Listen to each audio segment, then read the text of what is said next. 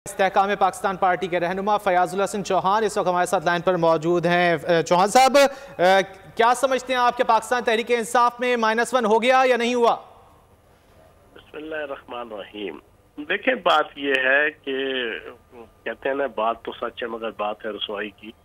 इसमें कोई खुशी वाली बात नहीं कि जिस शख्स ने जनाब 26 साल खुद मेहनत करके पार्टी बनाई और 26 साल बाद जनाब फिर अपनी ही हरकतों की वजह से, अपनी ही इंतहा पसंदाना पॉलिसीज की वजह से, अपनी ही मुतशद्दद पॉलिसीज की वजह से, अपनी ही एंटी रियासत मूवमेंट और एक्टिविटीज की वजह से आज इस हालत तक पहुंच गए कि उनको पार्टी चेयरमैनी से जनाब मजबूरन दस्तबरदार होना पड़ा या कानूनी तौर पर दस्तबरदार होना पड़ा, जैसे भी दस्तबरदार होना पड़ा। मैं ये समझता हूँ कि जाती तौर पर मुझे तो इस पर खुशी तो नहीं, लेकिन जो कानूनी ऑब्लिगेशंस हैं, जो लीगल ऑब्लिगेशंस हैं, जो कानूनी रवायात हैं, जैसे नवाज शरीफ साहब के हवाले से फैसला मौजूद है कि जब उनको सजा हुई और सजा होने के बाद फिर जनाब उन्हें पार्टी से भी जनाब सदारत से नाअहल होना पड़ा, इसी तरह बिल्कुल लीगली वो एलिजिबल नहीं है इस वक्त पार्टी की चेयरमैनी करने के। और वैसे भी जनाब इलेक्शन कमीशन की तरफ से जो 20 दिन का डंडा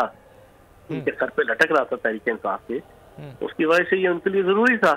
अब इसके बाद आगे क्या होगा, असल चीज ये है, आगे ये है कि चौधरी परवेज लाई साहब भी यहाँ पर मौजूद थे, शाह महमूद कुरैशी साहब भी यहाँ पर मौजूद थे।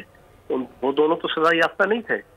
अब जेलों के अंदर रह के भी जनाब लीडर कैंपेन चलाते हैं, उनके नाम पे भी कैंपेन चलती है। तो मैं ये समझता हूँ कि शाह महमूद कुरैशी साहब और चौधरी परवेज लाई साहब ने जो कुर्बानी दी है पिछले 6 महीनों में, होना तो ये चाहिए था कि उनमें से किसी एक को निगरान चेयरमैन अनाउंस करते और चाहे वो जेल में ही रहते, लेकिन उनके नाम के ऊपर पूरी जनाब कैंपेन चलती। चलो वो भी नहीं हुआ, तो जो अली मोहम्मद खान साहब बाहर हैं या इस तरीके से और जो उक्का दुक्का कुछ ऐसे रहनुमा हैं, ये चीजें थोड़ी सी मैं ये समझता हूँ कि ऑब्जेक्शनेबल अब होंगी।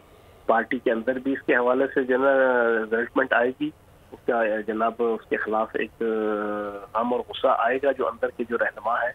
और मैं ये समझता हूँ कि इसके ऊपर ये आपस में अभी धींगा मुश्ती जो आप पिछले 2-3-4 दिन से देख भी रहे हैं, अलीमा बाजी के और बुशरा बीबी के हवाले से भी, और फिर बुशरा बीबी साहिबा का भी इसके हवाले से एक स्टैंस आना है कि उन्होंने अपना सब कुछ दांव पे लगा दिया। खानदान दांव पे है, पुराना शोहर दांव पे है, बेटे दांव पे हैं, भाई दांव पे हैं, खुद दांव पे हैं। फयाजुल हसन चौहान साहब, हम पार्टी के अमूर की बात कर लेते हैं, लेकिन वो फैसला तो चेयरमैन पीटीआई ही करेंगे ना। फिलहाल भी अगर उन्होंने नामजद किया है बैरिस्टर अली जफर को, तो ये उन्हीं का इस्तेहकाक है। आप क्या समझते हैं कि वही ये सिर्फ नाम अनाउंस कर सकते थे या नामजद कर सकते थे? अगर वो चाहते तो किसी और का नाम भी दे सकते थे। मैं वही बात कह रहा हूँ ना, इसके ऊपर अब चीज तो आएगी। लोग कहेंगे कि जनाब चौधरी परवेज लाई साहब क्यों नहीं, शाह महमूद कुरैशी साहब क्यों नहीं, अली मोहम्मद खान साहब क्यों नहीं, जिन्होंने कुर्बानियां दी हैं, जो यहाँ पर मौजूद हैं। बाकी तो ये जितने नाम है, ये तो अभी पिछले 5 महीने की, 3 महीने की, 6 महीने की पैदावार है, जितने भी आपको नजर आ रहे हैं और जिनका नाम अनाउंस भी हुआ है।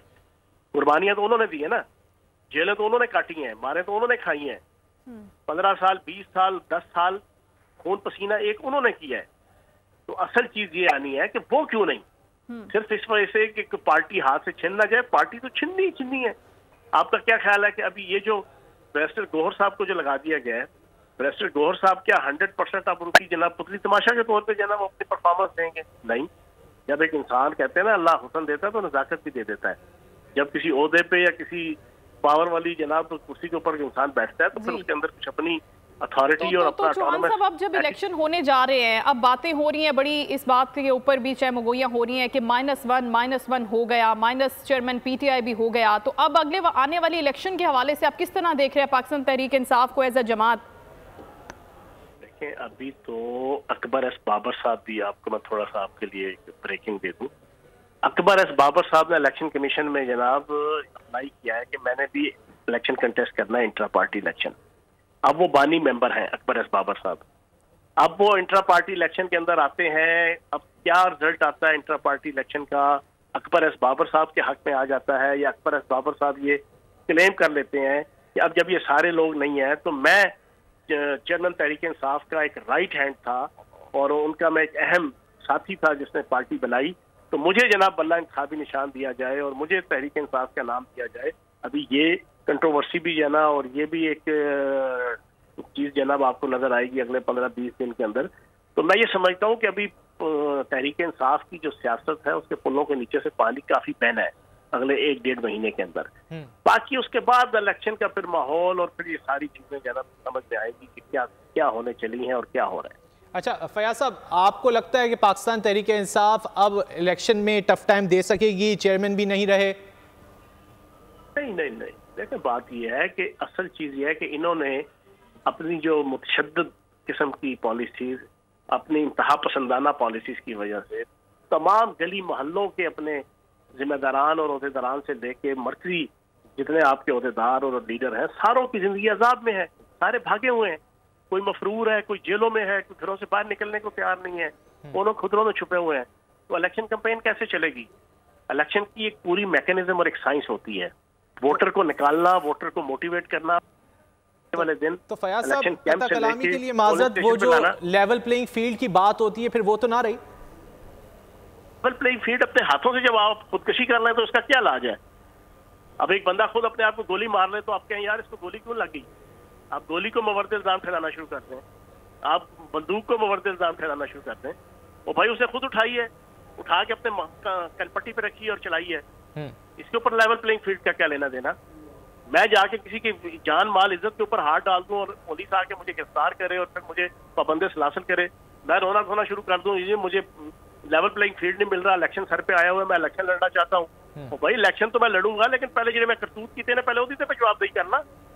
मैंने जो रियासत के साथ खिलवाड़ किया है, मैंने जो सोसाइटी के साथ खिलवाड़ किया है, मैंने मुल्क की मईशत के साथ खिलवाड़ किया है, मैंने मुल्क की सॉवरेनिटी के साथ जो खिलवाड़ किया है, पहले उसका तो मैं जवाब दे दूं। इलेक्शन की लेवल प्लेइंग फील्ड तो बात की बात है। सब्सक्राइब करें और बेल दबाएं ताकि कोई खबर रह न जाए।